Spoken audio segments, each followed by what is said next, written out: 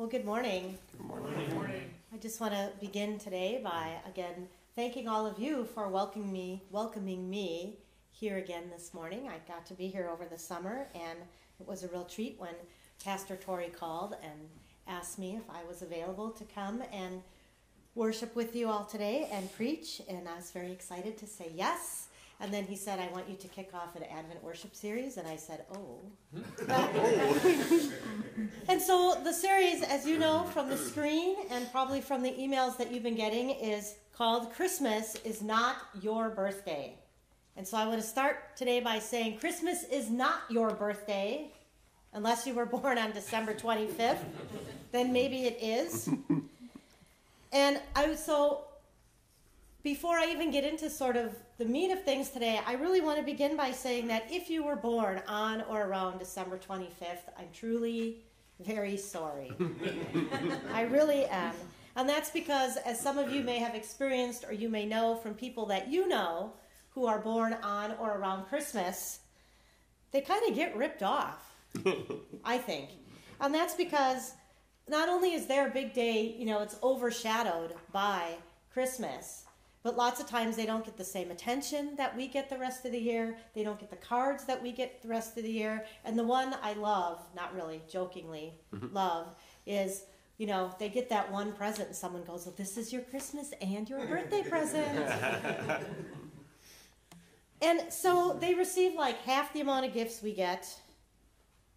And this doesn't just happen one time. Like for some of us as we get older, we may get less birthday gifts or less Christmas gifts, or we may want less things. But sometimes that's our choice. For these folks, it's not. And this happens for their entire lives, that their birthday is overshadowed by Jesus' birthday. And I really don't think that's fair. And so as soon as I heard the name of this series, I thought, well, for somebody, Christmas is their birthday. And I want to acknowledge that, like I said, that doesn't seem fair to them. But that's only one of the problems with treating Christmas like it's our birthday instead of Jesus' birthday. When our main focus is on giving and receiving presents, and I really think that is the focus in our society, that's the impression that we give to one another. And especially I've noticed to children. You may notice that too. I went through that with my own son when he was little, because when we have kids making Christmas lists and all of that, it gives the impression that, well, Christmas is our birthday. It is our birthday. But I also want to say that I don't think there's anything wrong with giving and receiving gifts. In fact, some of you may know, or you may, recall that our gift-giving tradition comes from the tradition of when the Magi brought gifts to Jesus. And so it is true that gift-giving is a part of our tradition. And plus, I want to add that I personally actually really enjoy finding or making something for someone, and then, something that I know they'll really like, that I know is really them, and then getting to experience that look of surprise and joy and happiness when they open it, and it's like, oh, wow, this is so cool. I mean, I love doing that for others. And honestly, I also like being on the receiving end of that. So when I open a gift and it is so obvious, and I had this happen last Christmas, in my husband's family, we exchange names, so we each only buy one gift for an adult. And sometimes, like, I open this thing and it's this sweater that I know I'll never wear, and I really appreciate that they bought it for me, but it's like, I get it. I always have that grace of thinking, that they're really busy and they didn't have time, or they don't know me that well. But last year I opened this gift, and it was something that it was so obvious that the person giving it to me had spent time thinking about what I would like. And it was that feeling of being loved and being cared for and of belonging in this family and with this group. And so I really appreciate that. And because of that, I don't think that sort of giving up the giving and receiving of gifts is the way to go. But the danger, I think, is always that Jesus' birthday will get lost or forgotten in all of the stuff we do this time of year, all of the shopping and the decorating and the cooking and the baking and sending out Christmas cards and going to parties and other social events and all the stress that causes, because it can feel like you absolutely have to get every single thing done.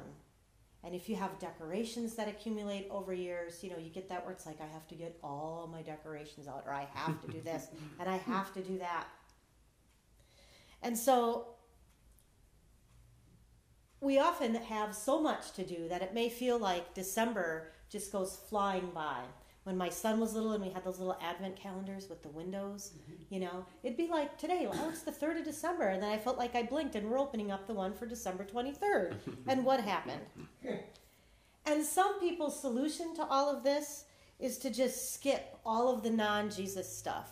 And so I recently read an article about a couple actually looking for a church to join, and one of their criteria was they didn't want any of this. So no wreath, no, even though Advent is not Christmas, no, none of this. They didn't want any greeting, any decorations. And they said, well, we've decided not to do any of that at our house because we think it takes away from the focus on Jesus, because that's really not what Christmas is about, is the baking and the decorating and all of that. And as I read that, I could see the wisdom in that. The wisdom of, as I just said, of cutting back, of looking at maybe our boxes of decorations and being like, I don't have to put up every single thing every single year. And then hopefully if we cut back, we relieve some of that burden and some of that stress. But also, I think it's a bit unrealistic in our society to think that we're not going to decorate or we're not going to do anything. Because I know people who don't consider themselves religious at all, and I know people who are not Christians who have Christmas trees because they participate in that tradition.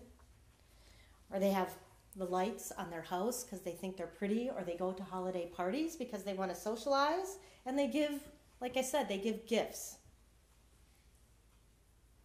And so there's something about where do we find that sort of sweet spot? And fortunately for us as Christians, we have the season of Advent to help us focus on the real reason for the season, which is Jesus' birth. Now, we call Jesus Emmanuel, which means God with us.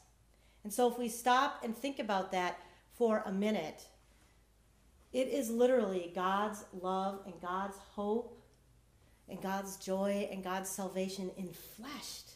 It was born into this world as a human being in the person of Jesus of Nazareth. And the word Advent, the word actually means coming, or it can also mean arrival. And so Advent means the coming of Christ into our world. But it's not just about Jesus' birth. As we heard today in the gospel reading from Mark, Advent is also about the second coming. It's about thinking about and anticipating and being reminded that there will be a time when Jesus will physically return to this earth. And yet the thing is, these are not like sort of static events.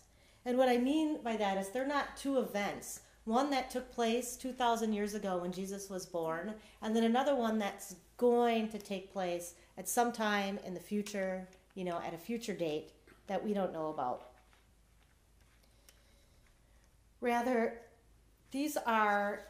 Advent is a coming. Notice it's an action verb.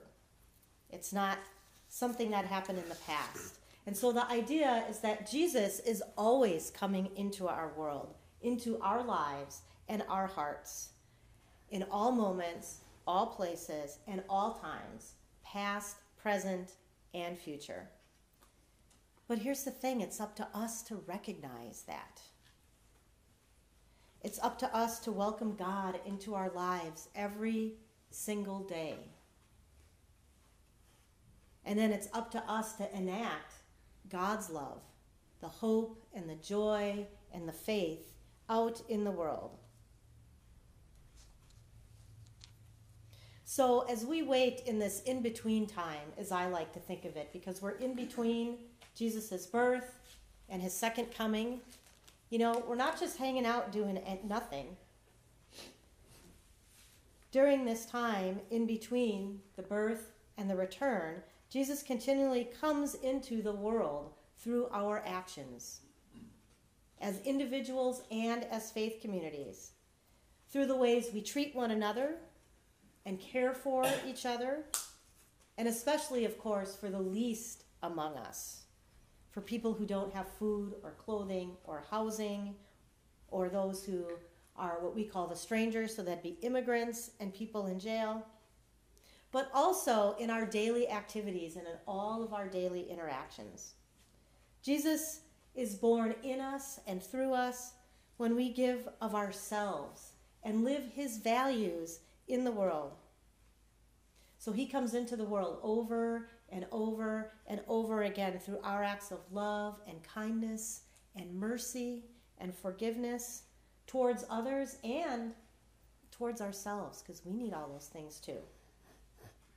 And these don't have to be big, grandiose acts, because here we are, we're at Advent, and that means we're in December, and that means we're all prepping for Christmas, and we think, I have to go and I have to join a meal program. And all that is good to do. But the thing about it is all of this, Jesus can come into the world through just daily things, our daily interactions. And so here's some examples. Jesus can come into the world through us, can be as simple as smiling at every person you meet or pass on the street or in the grocery store. Now, those of us, and I always say white like me, because I realize that I have a culture, like I was taught to look past people when I walk.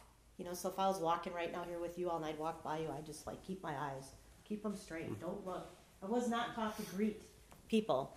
Now, my African American friends, they were taught you had better greet that person, like that's a person. Respect and greet them. So one of the ways that Jesus can come into the world this week is you're walking down the street, smile at everyone you pass. Now, they may think you're a little crazy, but you can do that. Or it can be as simple as paying for a coffee or a tea or whatever, like you're at Starbucks or Collectivo or wherever you get your morning fix, and the person in line behind you, and you just go, to the cashier or whoever's helping you, the barista, and be like, I want to get their coffee. Hey, what are you having? And pay for it. And that's it. Or it could be giving up your spot in line to someone. So you're in the line at the grocery store, and you're rushed, and you want to get home, and you want to make dinner, you got whatever going on, but you have this whole cart of things, and the person behind you has 10, and you're just like, hey, do you want to, here, why don't you go? It's the simple ways that we can do, simple things that we can do, that brings Jesus, that brings Christ into the world, that makes him come into the world. And so today, and Pastor Tori doesn't know I did this. Sometimes the Spirit wants what the Spirit wants. So I brought with me, I found this online. It's called the Kindness Advent Kindness Calendar from December 2017.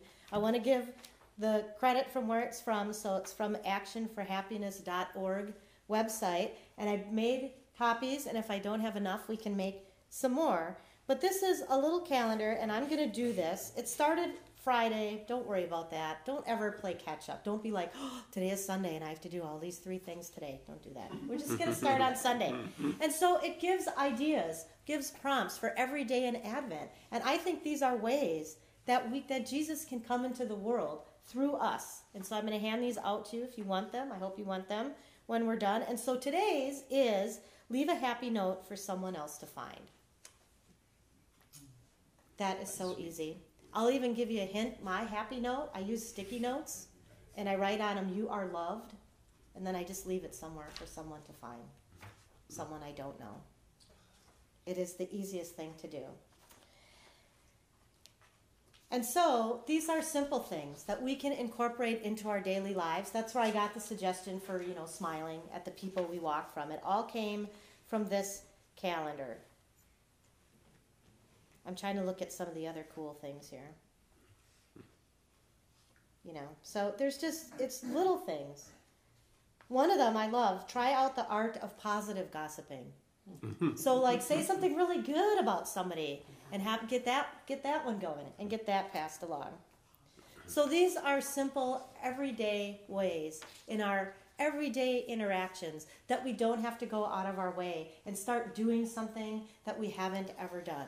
Because like I said, yes, by all means, write a check to your favorite charity, go and serve that meal, go and help out at that homeless shelter, absolutely, go and do that. But in the midst of all of our holiday stress, don't put another burden on yourself and think, I have to go and start doing this right now because it's Advent and I'm working on Jesus coming into the world.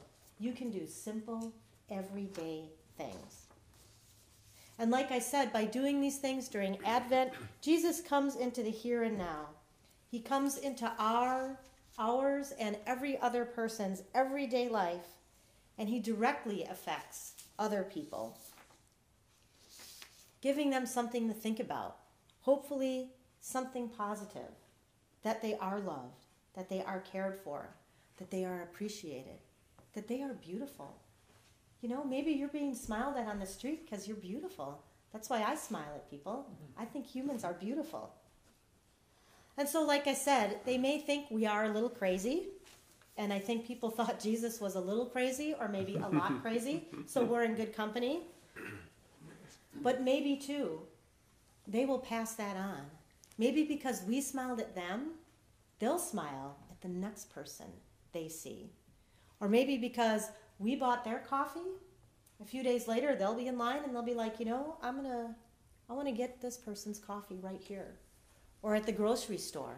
Maybe that hope and that love and that joy will get passed along, and it'll be like that ripple effect where we do one thing and suddenly all these people are doing this, and in all of those small acts, Jesus is coming into our world, and the gospel, the good news, is being spread.